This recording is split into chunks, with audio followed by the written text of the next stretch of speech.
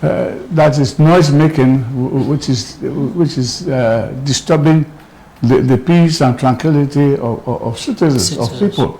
Now, when people block roads, I mean, you cannot stop circulation. This is not good, and so hoping that the city mayors are going to sit up and come to play, because even the day before, those announcements are made. Exactly. This area will be occupied. Those coming for the ceremony should come this way and exit from the other side. From the other side. That is it. Yes. Why people refusing to communicate? Why? Mm-hmm. It is totally laissez-faire. It's totally laissez-faire. It's an just imagine like that woman coming knowing that she's going to us when she's late. There was an emergency. And she went through that little barrier of a few chairs and planks. And her brakes failed. What will happen? No, if her brakes failed. Yes, we will not be talking here again that this and that, you want to show his parliamentarian and that. We'll be talking of loss of human lives and property.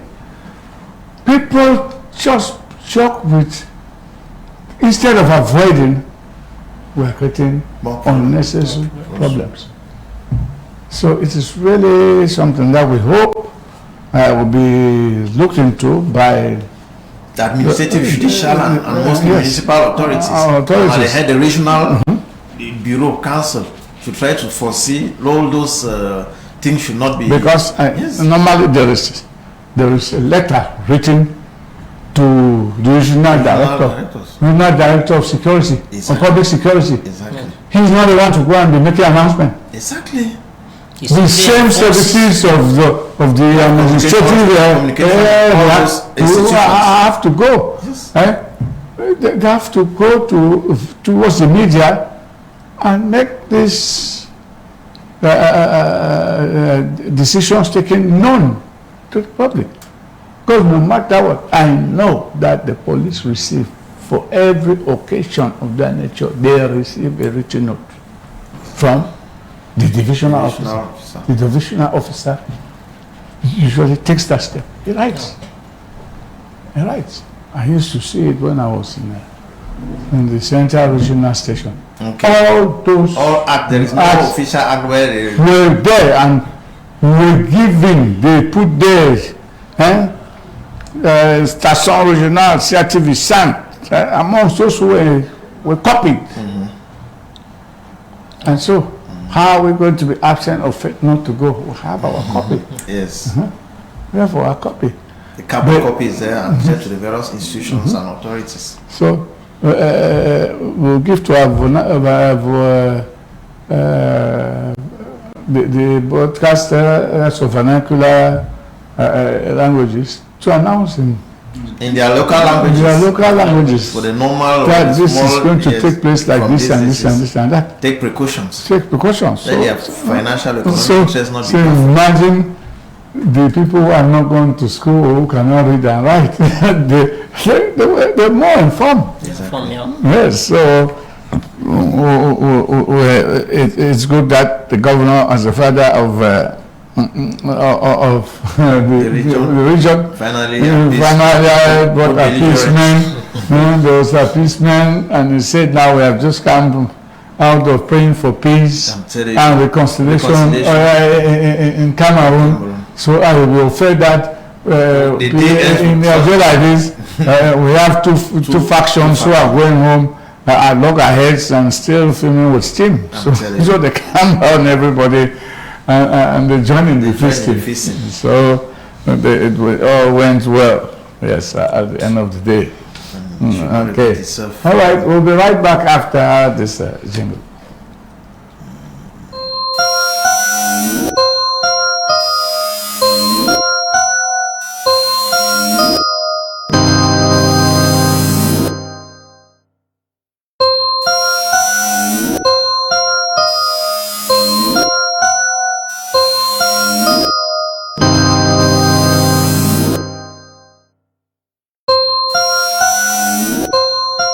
Okay, welcome back to the program. We are on. We're sorry for those who may not be receiving us. I don't know if they even know what is happening, but we're not on. We're not live. We're not live. So I don't know what we're doing. We don't know. Are they receiving us in the quarters? Hey, madam, who is receiving us? That's what we are saying here. Who's receiving us? Huh? Huh? Because if we are not broadcasting, is there any need to be in the studio? That's what I'm asking. Then they bring back the jingle. Then they bring back the transition. Bring back the jingle, please. Bring back the jingle so that let's work this out, please.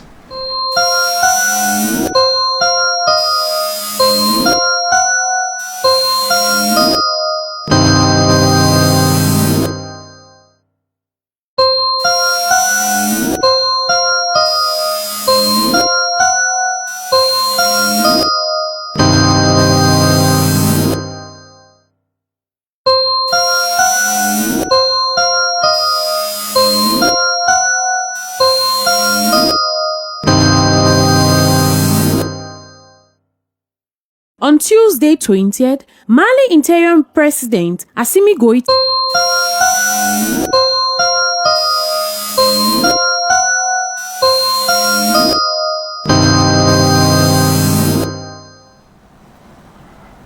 Well, welcome back. In case you're just joining us, those who are on Facebook will not be able to see us for now because the connection is being established. So we'll be going to our second topic for debate, which is health, and it is the COVID-19. The Minister of Public Health has authorized the sale of locally produced medicines towards the fight against COVID-19. That is Monsignor Cleja's medication, ATSAC, and Elexi COVID. And then there is Chloroquine, which has just come out from another medical practitioner in the country, Dr. Yaknini Mfopo. He's a cardiologist and he has come out with Chloroquine, which has also received authorization to be put on the market for a period of 3 years, just like Monsignor Cleja also. His own medication also was given authorization to be used because they have all treated more than 1,000 patients and the people did not die. They did not register any deaths. So what's your take on that, Mr. Kengafat? Thank you, Mr. Jakaya. As it's better late than never, because since the advent of the COVID-19, we have been doing promotion of big pharmaceutical and occidental medicine, and it's also of recent that the National Medical Council sat and granted granted that on the local market and even at the international sense that this locally made medicine should be promoted and sold. We call them adjuvants for COVID-19. And adjuvants is a substance that helps or enables the effects of a drug or a treatment or a biological system. So adjuvants generally commonly accompany the effectiveness of a vaccine. That is why they last time helped the medical committee granted that ATSAC COVID, which is that of 15 milliliters, and also Elixir COVID 125 milliliters, was granted, and people have been praying for that because they were selling it in clandestinity. Since the Minister of Public Health have sent commissions to try to see what is happening, and as a Cameroonian and as an African, I'm very happy for that particular issue because local initiatives should be encouraged. If Cameroon is standing up till now, my fellow panelists, it stands to these local initiatives. So the commission has done a great job. These adjuvants, these elements will accompany to try to reinforce the immune system against some antigens, because the presence of antigens in the body.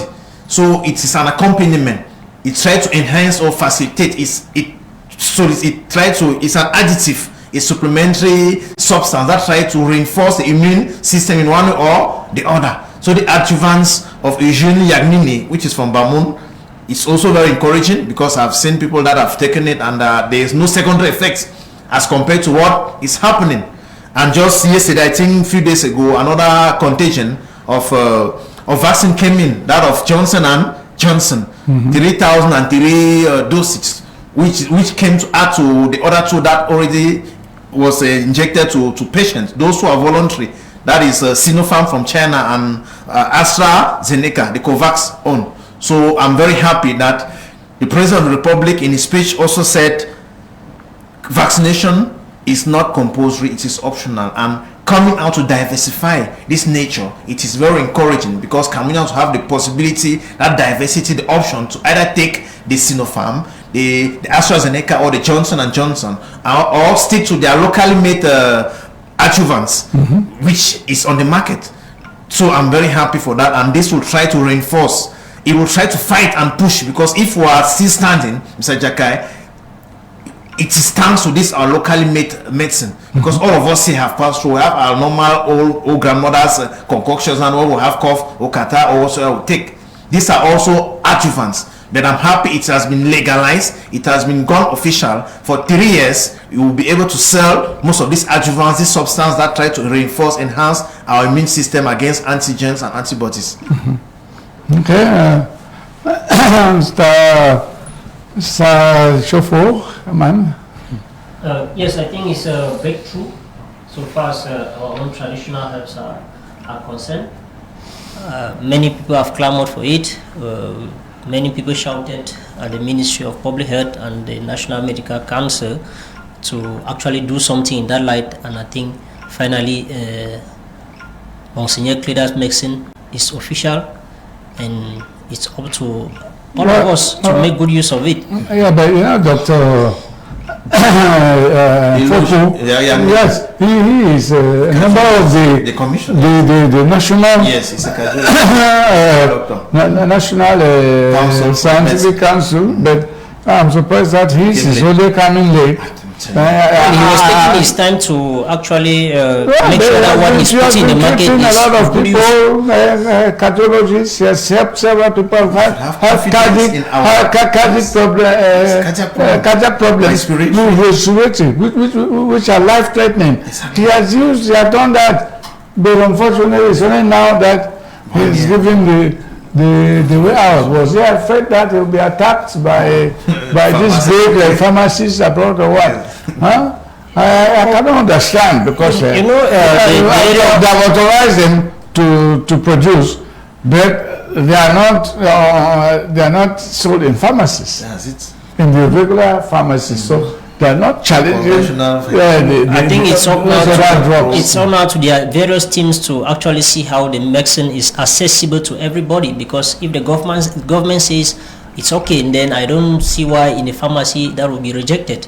But however, we know the business, so far as the business that is concerned, so far as pharmaceutical industries are concerned, we have the issue of Dr. Anomangu in the yesteryears and all the trouble that that came with it. But we are in a health crisis, and what Monseigneur Kleda has proposed, it's effective. You know, at the beginning, the government was talking about toxicity, and if they have actually approved it after more than a year of several quarters, it means that they have tested it and everything is fine.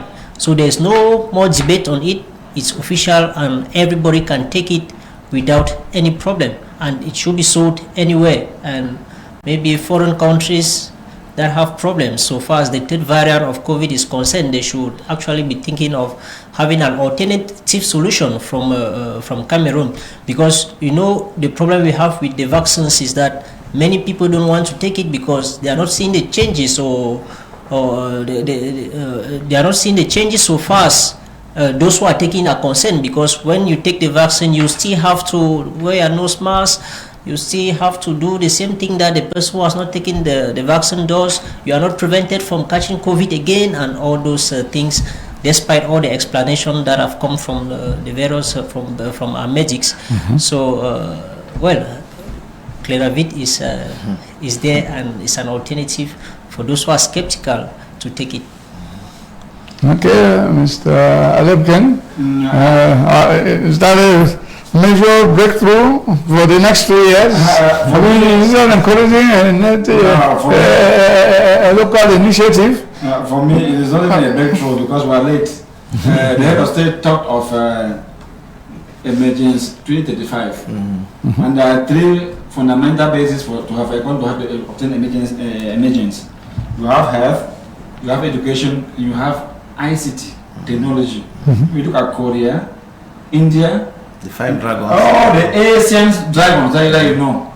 Yes, they have gone past these 3. Exactly. I think in terms of education, we have gone far. In terms of the health, of the penetration, we are far behind the bars. We have done the average. I think what has happened now may act as a first step to bring in other indigenous drugs into the market. You know, in terms of malaria, I don't think there's any drug that government has authorized. That's it. For malaria. Never. For typhoid, nothing.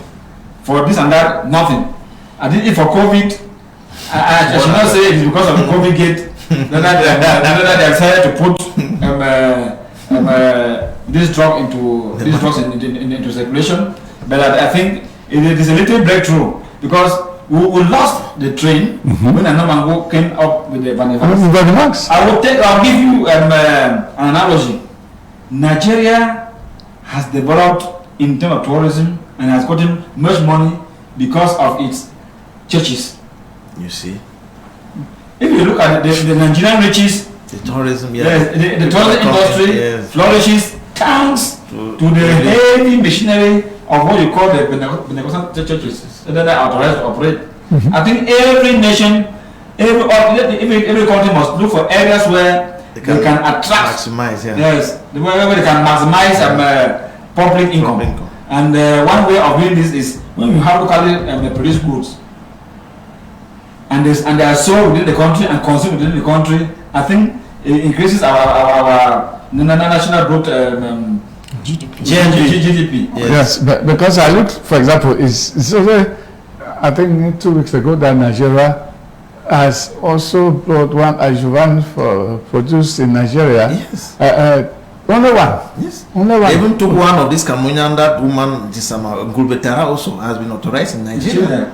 I think the problem is that it's an adjuvant from Cameroon for COVID from a Cameroonian. Malice Peyo in December. I think the problem with the third world country is that the WHO should revise some of its scientific approaches to issues, because in the first place, science itself is trial and error. And I think if countries like India did not deviate from what the WHO has been proposing, I think they will not be where they are today. Find that today most of the major diseases are treated by the Indians, and many people are moving towards the Indian subcontinent to obtain treatment. But for me, for the moment, I'm satisfied with what has been done. Exactly. But the government must equally accompany this initiative. Yes, with subvention, just like they do for schools. But I don't think it's actually the first, because there have been subventions. Officially. Yes. Officially. Yes. When they came to, for example, with the treatment of even malaria, tuberculosis, most of those drugs are drugs that I'm talking about research that have been carried out by Cameroonians, and that was being even led by the then Vice Chancellor of the University of Boya. Have they been allowed to be sold? They cannot be allowed to be sold. That's the question. No, they are allowed to be sold in the supermarkets. In the market? Supermarkets in Cameroon. That's where you get Artemisia. That's personal marketing strategy. Authorized by the Minister of Public Health has not taken off the shelves of the 3 that I know. They are not the big supermarkets. Yes. They are pharmacies. They are supermarkets, but they are not of the big supermarket chains. The opposite of the sport, there's one there. When you go to there's one there by the market. Yes. But they are not authorized to sell. They are selling. They are selling. But they don't have the backup of the state for go international. They don't have the backup of the state. Yes, you No, understand. Local market. Their market, they are going international. Please. I have a former colleague of CRTV who is exporting a Kmer in little brown sachets. Mr. Jakai, even since the advent of COVID, even Atsak and Elizi COVID was imported. It was sold from 20,000 in China and so on. I know Italians have bought it, but it was not really recognized as it is done now. We don't say that the government know that it is there, they don't ban it. But we need a document that would try to promote, because when it's accompanied by an official note, like what you just saw, it has more power, more dignity, and more recognition at the international level. That's what we're talking about. Like now, many countries are going to import it. Yes. Yes. Many countries will come for it. International Health Organization, OMS, and so on will come because at least the national committee have sat and said this is an adjuvant for COVID. It is legal. Specialists have sat and recognized that this one can help enhance or facilitate the treatment of COVID. At first, it was done. It was generally known, but I don't know whether any given 3 years. In principle, once a product of medically is once a product of the market. Yes. As soon as that product is unworkable, it will disappear by itself. Yes. I think even given 3 years. I think those are the norms of medics. There's a norm that it has to take before it becomes permanent. Because for it to be notified, it has to notify the National Committee for. Remember, it is an adjuvant. It's not medicine itself. Exactly. An adjuvant means accompaniment. Like Mr. Jakai, he gave us an adjuvant here. When we have fever, he gives off his own local treatment. It's an adjuvant.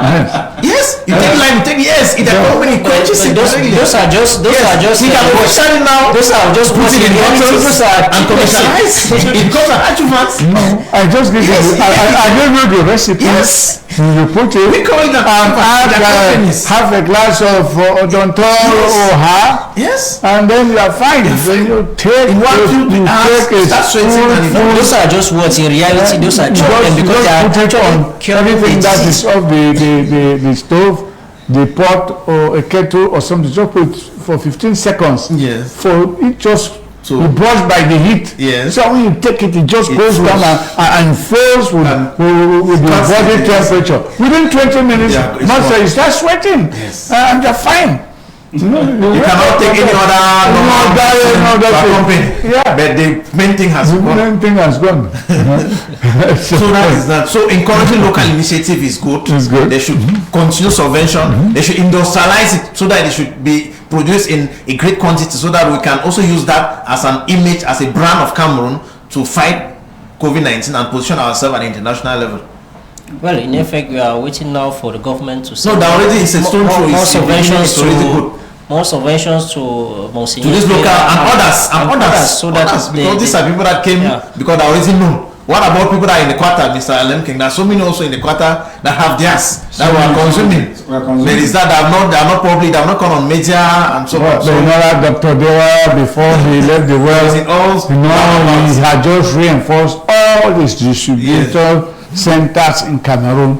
And his son said, the whole of Semak. Yes, he had covered the whole of Semak, and the guy went. But you know, there are certain things saying that the developed world is not very happy with the state of advancement and the actual truth of what is happening on the field.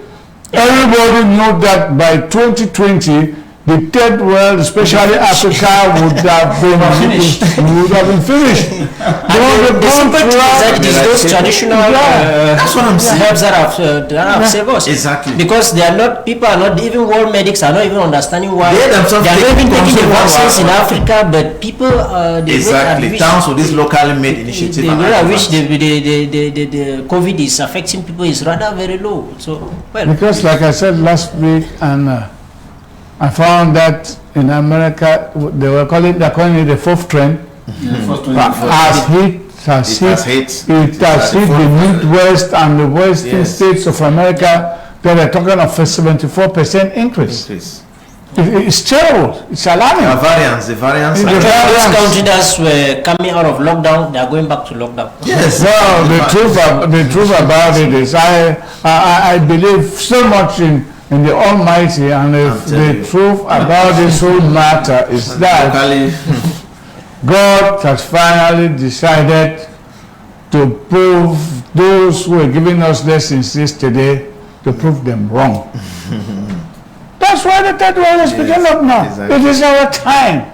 It is our time. It's our time for emissions. For emissions. It's our time. Nobody can stop us anymore. Nobody can stop us anymore. Do we go and force these people to bring this their medication out? They have treated more than 1,500. You know what that means, to treat more than 1,500 people? That without a death. More than a village. Exactly. We know that malaria has killed people here. Malaria still kills more than still kills more than COVID. Yeah, malaria kills more than COVID. We have not had a vaccine for malaria. So, we should say our time. God has given us our time. Let's rejoice and enjoy it and help others. Those who believe in us, let them take it and use, and they'll be fine. They'll be fine. They will. Yes, they'll be fine. Artificial things. People who have created, use the laboratories to create viruses to destroy us. So humanity. The viruses today are turning over to them to say that there's a boomerang effect. Yes.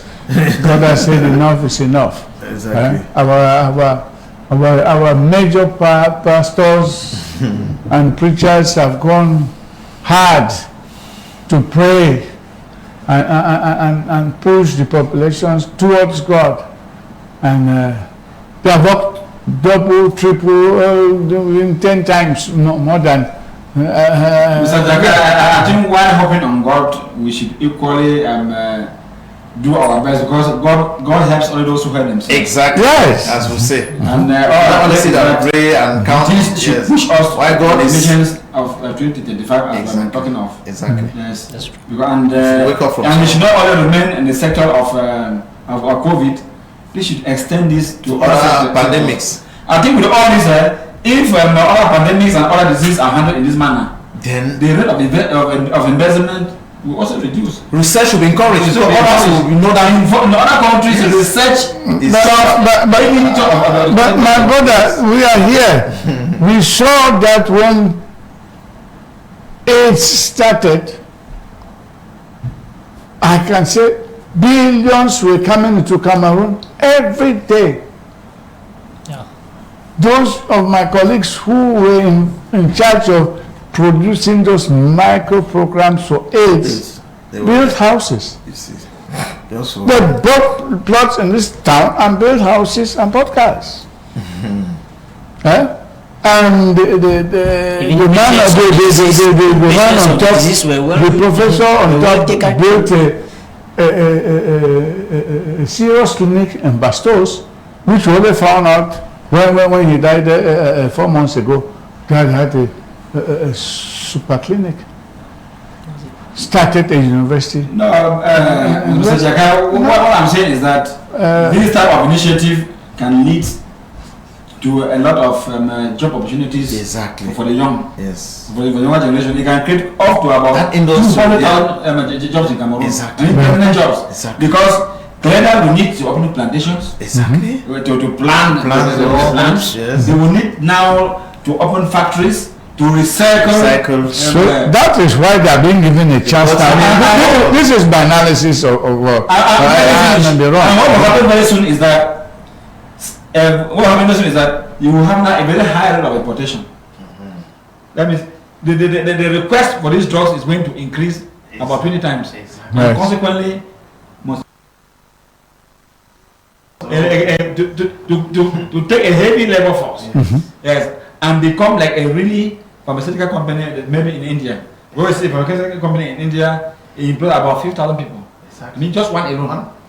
So just a single. I think if the government goes by this and then decide to follow them up, I think the country is going to... But I feel that with Koroku coming up through the National Scientific Council, that's the headway.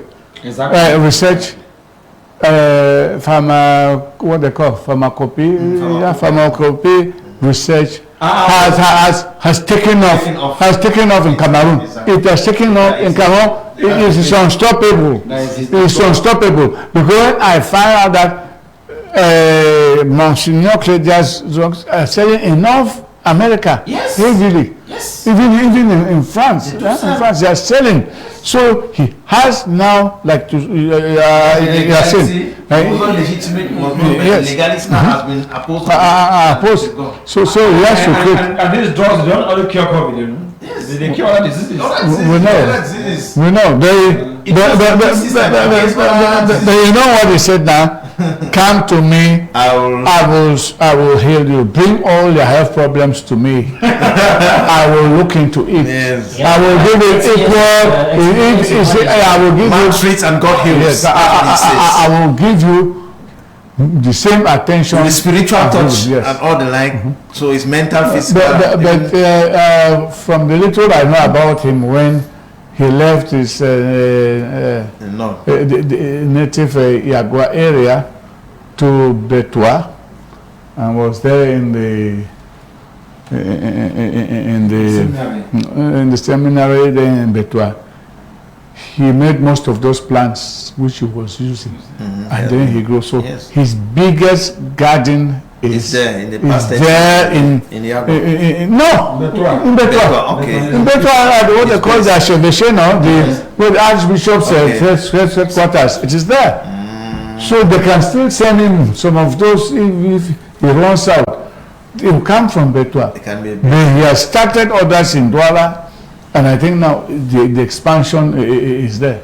As he's producing, he's sending it to all the ocean health centers. So you need to just go there with your medical report that you are that. They'll treat you. They'll treat you. That's what he has been doing. So I think that this is good news for this year for Cameroon. Yes, the embezzlement almost made us to lose our path. But now we are back on the way, and we know that we have the means to make more than to make more than the amount of money which we are trying to invest. Yes. Okay. Well, we'll be right back after we take this jingle. No, time is really going fast. We're enjoying it. So we'll go to the next topic after this jingle, please. Transitional jingle.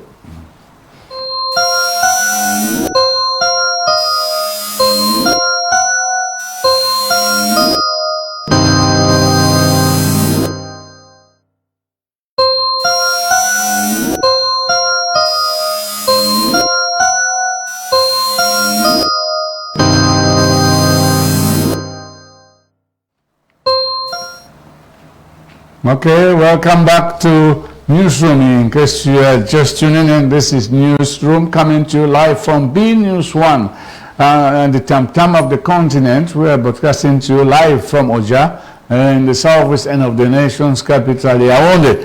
We will take in the third subject on our debate program, and this one is education, holiday classes. It is a commercial initiative. Is it a commercial initiative, a distraction, or an initiative to upgrade the academic level of pupils and students before the academic year is launched? Mr. Ngafak, we are Dean of Studies, so can we have Alemken? No, Alemken Ngafak is over here, so we go to Alemken first. We come to the management expert. Mr. Alemken is Dean of Studies. For this year, I can stand for the idea of the classes being justified. You're for this year. Yeah, for this year. This year? This year because the school year began in October 5th. That was 1 month after. And then the 1 month pushed was never respected at the end, because by the month of May, as used to be in the past years, was all over. They say distance learning could cover that now. And then distance learning did not cover it. No, we talk of they said we'll cover distance learning, but they cannot go for the moment because of the ICT tools are not yet available for all the classes. Even if you may have cell phones, but unfortunately they will be unable to have airtime data to go on the various platform that the ministry put in place. Even though the ministry did a lot in terms of the online lessons, all the students will not be able to catch up. And then, still again this year, you find that there is a disparity between students from the public schools, the government schools, and those from the private schools. So far, before this lesson, I carried out a little inquiry, and I found out that those from the government schools were complaining that their mates in the private schools have got much more work than them. Yes. And some are even asking their parents to withdraw them from the government schools and send them to private school the next year before they can attend the GCE. So you find that this alone give us enough reason to justify this year's holiday classes. But normally, for me, I think during the holidays, the children should relax. They should move out of the school environment, and then they should be able to refresh their brains and then prepare better for the next school year. Even if they should learn during the holidays, they can learn very little. They can learn things that are out of the classroom. They can do other things that are out of the classroom. For me, when I was in Form 1 and Form 2, I passed the first 2 years in college in working in the chantiers. I was accompanying my classmates who went to the SARS. Yes, because those who went to the SARS in the first 2 years, they were already builders. So I used to assist them to mix to make mortar, and then from there I learned so many words from the technical field. That's when I got to know that technical education was of vital importance to the nation. And since I entered the classroom in 1991, I began encouraging students in my class that if your father is a carpenter, during the holidays, instead of going around kicking the ball and then playing careless in the quarter, meet your parents in the workshop, learn what they are doing, because tomorrow, despite your A levels, your first degree, if you are a good carpenter like your father, you will not have food on the table. You should never wait until the government should employ you, because normally, when a parent is already already having what we call a handwork in local parlance, it is good that the whole family should be able to do it. And many families nowadays, it's very common. For the past 2 years, I have 3 A-level holders. Most parents are welders. Those guys, they left me their parents and have opened the own workshops. They are riding in cars and they are doing well.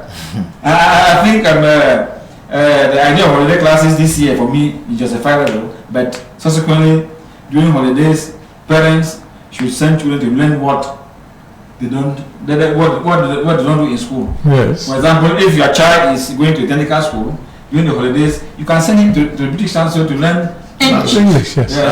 While those who are doing the bilingual classes, if you are francophone during the holidays, you move to pilot centers. Yes, you move to the pilot centers to intensify the language structure, because in the long run, I'm even seeing that francophones who are doing the bilingual classes, by the time they are in terminal, they write very good English. Very good English. Perfect. More than half of what we have to find today in the opposite students and the first year university. I think that was my take. That's what they classic this for me. That was a very I will not advocate, because holiday classes is something that has been for years. Mr. Lemken is promoting it this year. Maybe next year he will be against it. I don't know. But for me, holiday essence of holidays is for rest. That's the essence of holidays. Everybody has holidays. For a worker, holidays will rest the brain academically. For 9 months we have been there, from September to May. We have June, July, August to rest the brain in one way or the other. Holiday classes should be for remedial cases. For example, in the country, the sociopolitical aspect, we have IGPs that came, that have to top up their educational level. At that level, you can justify sending a child to catch up the academic level because the child has not followed or completed the syllabus or the curricula of a particular standard or level. That one can be justified. When Mr. Lenken, a child has gone to school from September to May. At attended all the classes. He's there. He's a day student. The 3 months he has to rest, you see send again to holiday classes from Monday to 12. That is purely a commercial aspect, because these holiday classes are mostly promoted by private institutions. You hardly see holiday classes in government schools because it's not legal and it's not constitutional. Yes, it's not constitutional. What the minister said, you should go online and try to catch up if you have not catch up, because our lessons there, nobody's even seen. Look at the likes or the views, there are very few. All those who are in Yaoundé, but some those in main towns, out of millions. So it's a commercial purpose. Why? For teachers. Private school teachers pass 3 months without payment. So it's a way for the Mr. Jakai to receive something, to manage their house rents and so on. Again, holiday classes to low people is to inject new teachers that are not in the field, Mr. Lemken, to try to test their skill if they can teach. They do try and error. They try to see if you can teach. Send to the field so that by September we'll see if you can. They should be right. Yes, we'll see if you can be right for that particular aspect. So that is that. On the part of parents, some parents, Mr. Jakai, pray for holiday classes to come, because within the 9 months they are used to that the children leave the house and go to school and come by 1 o'clock. And they feed less. Yes, and they feed less, they spend less. They feed less and they spend less. So at this level, it becomes very complicated and difficult for them, because nobody will take care. They will not look for a house help or a nanny to take care of the child. That is there. So it becomes a very, very difficult aspect. So they are very happy. They will even welcome holiday classes, Yes. so that they can at least go and come. The noise that they make and so on, they will not be. And I will conclude by saying, to manage this aspect, holiday classes is an extracurricular activity. Children emergence, Mr. Jakai, emergence and succeed in life is not only through education. You can also pass through other activities. How will you know, discover if your child has a talent in a particular domain, in music, in piano, in journalism, in sports? There's Angel Sport Vacances, and other sport where they organize sport. You can register in karate, taekwondo, basketball. A child can discover a talent hidden in him within. The only time which you can discover that talent, Mr. Lemke, is during holiday classes or during holidays. Why punch and accumulate, stress the child academics again? So it is a necessary evil, Mr. Jakai. Okay, thank you very much, Mr. Chofo. Haman. Well, I think holiday classes in all its forms should be scrapped off. There is no need for anything concerning book work during the holiday period is not necessary. Because we do some of these things as parents, and when the children graduate, we start shouting that, oh, the educational system is bad. Imagine that you have a child that maybe wants to be a lawyer, for example, and every holiday that child spends 3 months in a law chamber. That child is already accumulating his or her CV and already working towards that profession concretely, not on paper. Same goes with the other fields. So I believe during the holidays, all parents they should allow those kids, we should forget about bookwork for the moment and focus on something totally else, even from what you're doing. And that is why I was very touched when I heard about the incident of children on holiday camp, because those are not just, we look at them as what some people say they are enjoyment activities for kids. They are not. Those are life-changing opportunities for those young people. And in 5-10 years, that's when you begin to understand the importance of what those kids do during holidays. In our house, for example, all my primary, secondary to university, I've never gone for holiday classes, neither were my siblings. My father had a garage, and every holiday, all of us were there. So if you have a car today, you'll know how I'll know how to do it. And if I take the car to the garage at the extreme, I'll know where the problem is. So those are basic things that I believe the parents, they should use the holidays to professionalize their children. We have kids going right to university that cannot manipulate a computer. Even I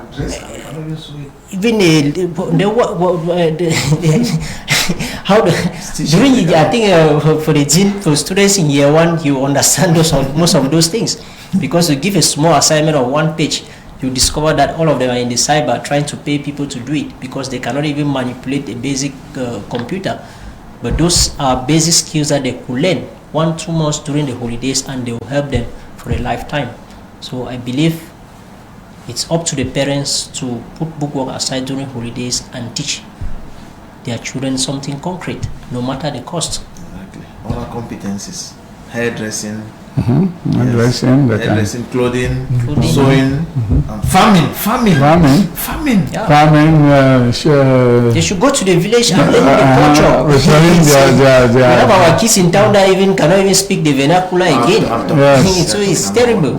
Okay. And these are time during holidays. Some of those cultural associations they have centers during holidays where they send those kids talk all the time and to learn about their culture, the yes. history of their villages, and so on and so forth. Their genealogy, you are from which clan, tribe, ethnic group, and so on.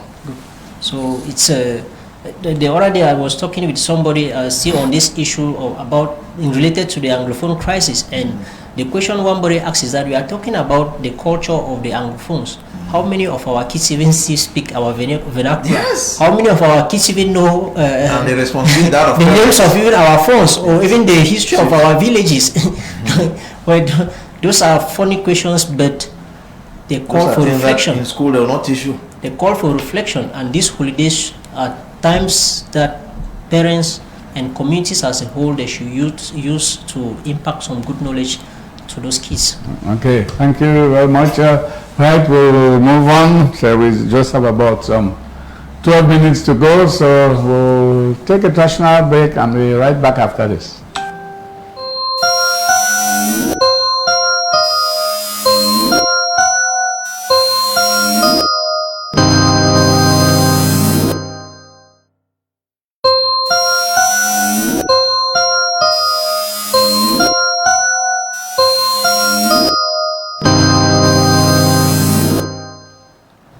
Welcome back to the newsroom, and it is the debate talk show on the term of the continent.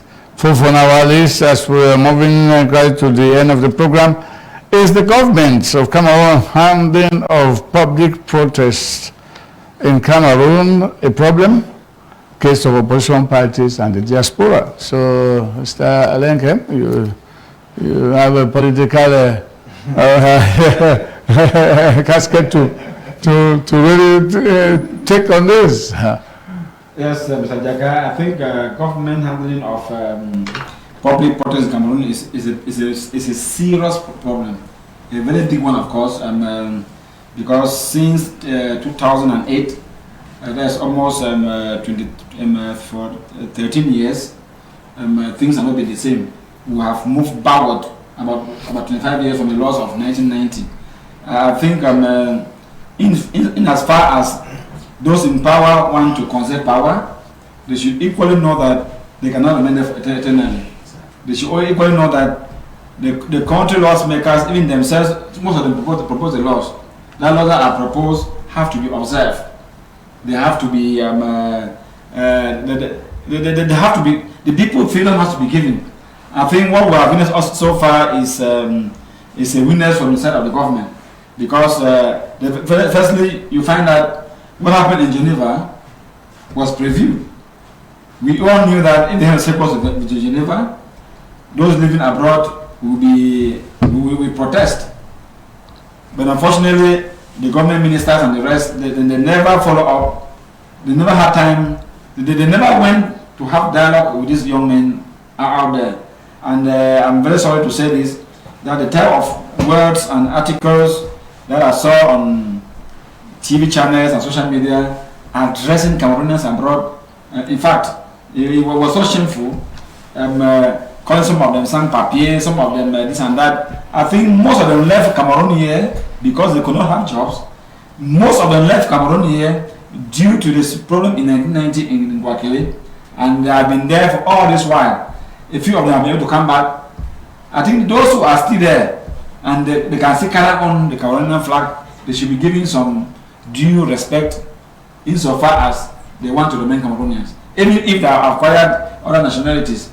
I think handling public protest in Cameroon, particularly to those abroad, we have a problem at the level of accepting dual nationality. And in most of the debates, even from foreign media, we have been rightly informed that even those who govern us Some even have triple nationalities, but they refused that those at the bottom shouldn't have. And then coming back to the nation, to Cameroon today, we find that it is still a very, very, very big problem, because the only party that can popularly manifest in Cameroon is only the ruling party. And I think it is a very bad example, because all what we are doing, we are heating up a kitchen that very soon or one day may explode. I think the governors should be able to calm down the game and allow other political parties to be able to express their views. I don't think marching on the streets and then carry out placards and saying a few things is going to damage the nation. To the best of my knowledge, I think aiming the law that acts that is laid down and asking people to do this, do that before they can manifest, but the party they follow it. But our sub-GOs and our governors, they still go ahead to put to refuse approvals to this public manifestation.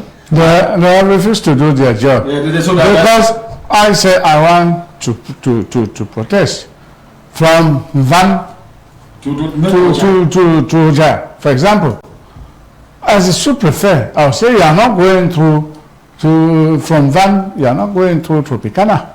You can pass through. You pass through Ahara and enter to Kuwait, to Kuwait City, and then come and disperse in front of the commissariat of Oja. It's a simple for the deal. There is always one aspect that the state is always hiding behind, that it might be hijacked for other reasons. And the question I usually ask is that if it be hijacked for other reasons, I don't want to say, whoever wants to change the itinerary, the form of the march past, will be held responsible that same day. So what are we afraid of again? Even the aspect of being hijacked, they are talking about violence, and the question that usually comes to my mind is, but we have enough security to take care of that. Why not deploy the security from the start to the finish of the itinerary? Okay. So the youth were allowed last year. No, of course. The youth were allowed last year. After Calibro went yes. Of the bus. Children here marched to the French embassy. On target. Yes. Youths marched to the French embassy for the first time in the history of our independence. Nobody has marched upon the French embassy, going through Ministry of Defense, the military headquarters brigade, and then the National Assembly. Did they destroy? Did they destroy? They didn't. They didn't. Yeah. So I think that it can be done. It can be done. They can allow people to express their views, and it not necessarily be violent, but it has to have a time limit. It should be spotted, controlled, managed. Traffic doesn't have to be disrupted. People must drive through. Like when you're driving, you get to that area, they make you to go on the side, and the protesters pass while you go ahead. Exactly. No horning. No insults. That law is very clear on that, so I don't know why there is even a debate. So we are hoping that these people do their jobs. Yes, because if they don't do their jobs, then it means that the municipal councillors, the mayors, will take the law into their hands. Mr. Jakai, I'm happy because if you see, read the last communique of the Minister of Communication, you said the language has changed. It's not really violent as before. He called those people compatriots that, they don't call them terrorists. They don't. The language also, the way of expressing. And I was very happy with that. Because saying that people are bad, people are this, calling them terrorists, and so all of them are children of the nation. Even if they are try to listen, know why they are going wayward and look for solutions.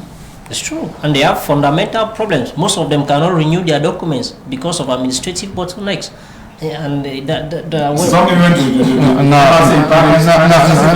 let me tell you, they don't have documents to renew. They don't have documents to renew. When you have your they don't have documents to renew. My young man, let me tell you, they don't have documents to renew.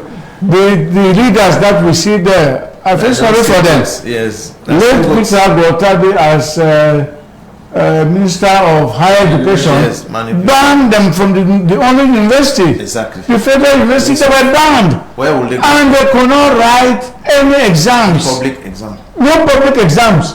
So they left this country. Their mandat were created. No, great till today. Great till today. Yes. Look at this other man who is even on is it Les Jours? Les Jours, this other journalist who is on Les Jours. Those are his colleagues. They were all together in Bakele. They left. And now we have 7 to 8, 10, 12. Not the state universities. Yes. They could still have, yeah. Not to IPES are... Yes. So we are hoping that this thing should be looked into. We are expressing, extending our request. It's a request, yeah. To the powers that be. They should moderate. They should really play the role of moderation. Yes. It was right. They held discussions with MRC officials in the office. They told them it is afraid of violence and then the spread of the COVID. Do they have COVID on their heads? That will be thrown around. This is a generalization. It's a generalization. Faulty conclusions. We are saying we should go above that. If you told them, my children, you people just want to march from WADA, from WADA, college director, the radio, and 1 point long cap passing to my office, the governor's office, the SGO's office to 1 point long cap, fine. But I cannot give you from 10 a.m. to 6 p.m. Because the hours were 10 to 6 p.m. I think why we are having so many manifestations also is because we have so many problems. You could have told them, focus on solving those problems. Yeah, you should have told them that, okay, you march from 10 to 1 p.m. Exactly. and you dislocate. Maybe we also focus on solving the problems of the nation, to avoid most of those protests.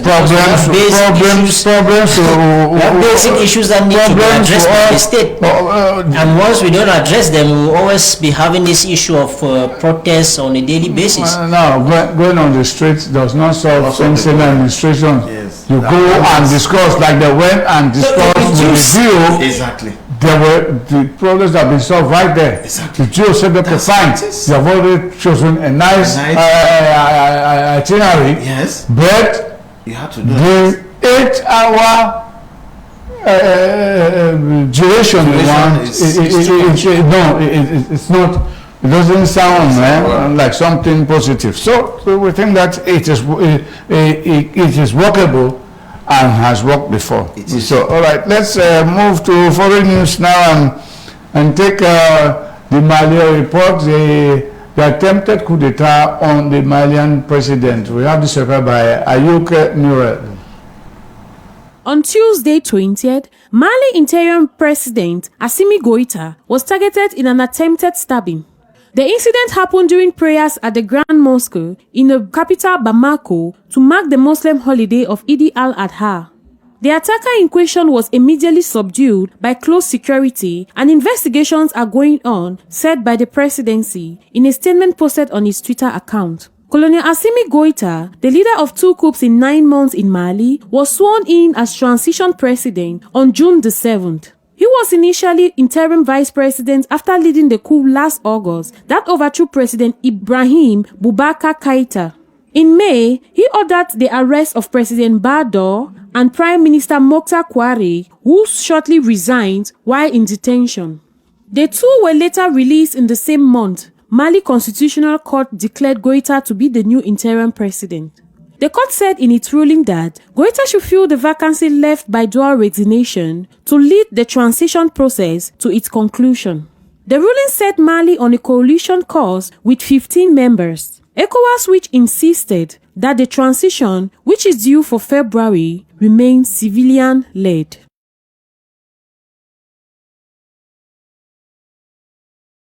It looks like that's the end of that report by Ayuk Murella. And of course, gentlemen, they almost killed the interim president on the day of the ram. So the guy decided to transform the interim president into a ram. They were still praying they're not going out for the symbolic sacrifice. I think in Africa, frustration has reached the top. Yes. Yes. Mostly the French-speaking African countries, Yes. there is a lot of frustration The Jacobian way of managing within their governance. Imagine small Mali within 9 months, 2 coup d'etats. It's a cognitive, yes. In fact, I don't know what panacea they can use, or what paradigm should be used now to solve the African problems. I think well, maybe we should go no, you should understand that when Flight Lieutenant Rollins in Ghana overthrew, made the coup d'etats, arrested 3 former presidents and had them executed by firing squad. Yes. Most of the former ministers and the families took refuge in West Germany in those days. Germany. So if you go there, up to today, there's a big Ghanaian colony there. And those who had wealth, they went out with all that money. So you see, these things, people should learn from others. Rollins thought he succeeded, but he created more problems for himself.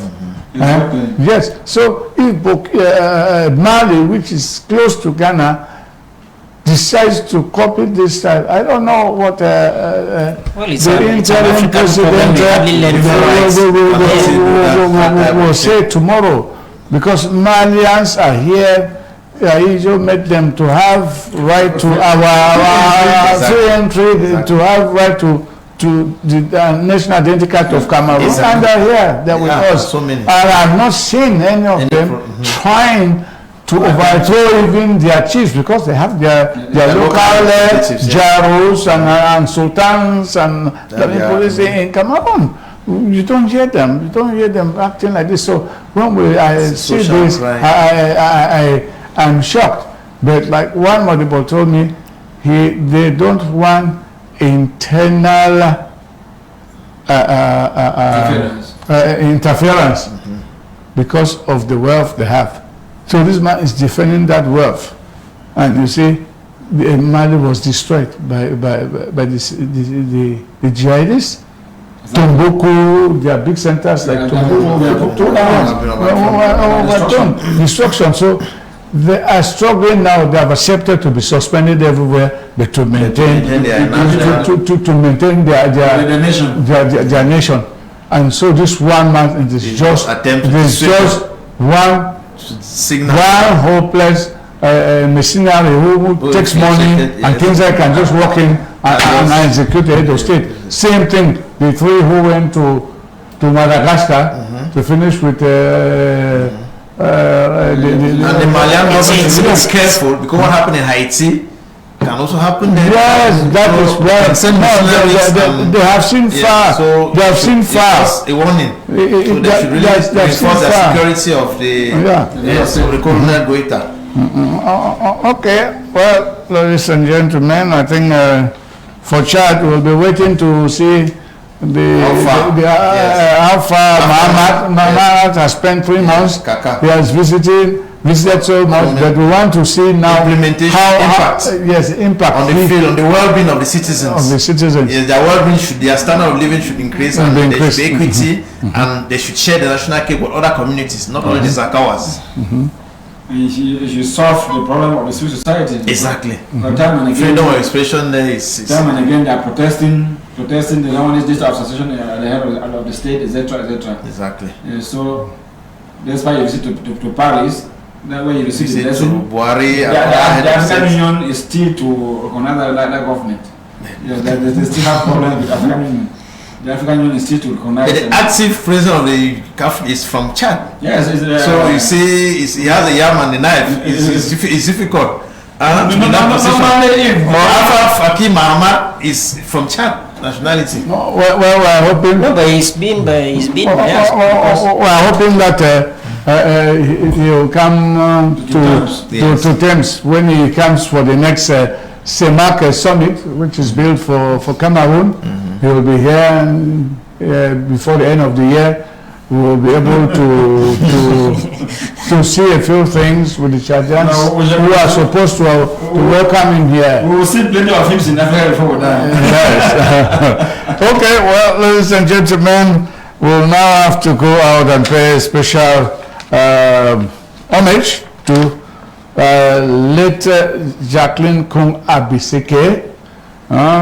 She is a Cameroonian political figure who was the first woman Secretary of State, female Secretary of State in Cameroon. Since December 9th, 2011, she held the position of Minister of State Property and Land Tenure until January 2019. She spent almost 8 years. She's a native of Bafiamba, Mainubu Division, the central region of Cameroon, and was born some 69 years ago. She's an economist by training, specializing in banking and finance. In 1995, she became the first Secretary General and served as in the Ministry of Tourism. She held the same post at the Ministry of Labor and Social Affairs. In 2003, she was transferred to the Ministry of Women's Affairs, and in December 2007, she maintained the same post as Secretary General at the Ministry of Employment and Professional Training. As member of the CPDM party, she occupied the post of second Vice President of the National Assembly of the Women's Wing of the WCPDM since 1996. On the 11th of November 2011, she was appointed as Minister of State Property, Survey and Land Tenure.